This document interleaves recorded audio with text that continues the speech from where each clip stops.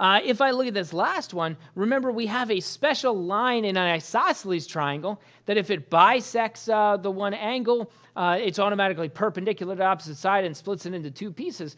Well, we still have that same special line with an equilateral triangle. And so it's that same special line we had with an isosceles triangle. And so when I look at this guy right here, because this line, that purple dotted line, splits this guy into two equal pieces, it bisects that opposite side. That's one of the features of that special line. I automatically have the other two features. It means this guy is perpendicular. It also means that these two angles are congruent because that angle up there gets bisected. Okay?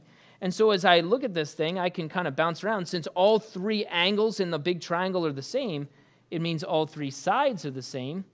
So 6 yards for each. And again, that's this whole side, which means that y has to be 3, because it's got to be half of that. That thing's being cut in half. And then I could also find this. I know that each angle in here is 60 degrees. That's 60 degrees. We already said that this is 90 degrees right there. Well, the three angles inside this small triangle right here, this guy, the three angles inside the small triangle have to add up to 180 degrees. So right here, this guy and this guy together, the 60 and the 90, that already gives me 150 degrees.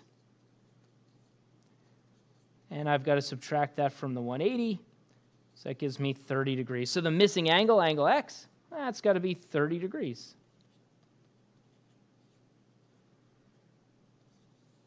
That's it. We're using the same things that we had with isosceles triangles, which are, hey, opposite sides and opposite angles have this relationship. They're if the opposite sides are the same, opposite angles are the same. If the opposite angle is the same, then opposite sides are the same. But then I still have that special line that bisects the angle, cuts the other side in half, and is perpendicular. Okay?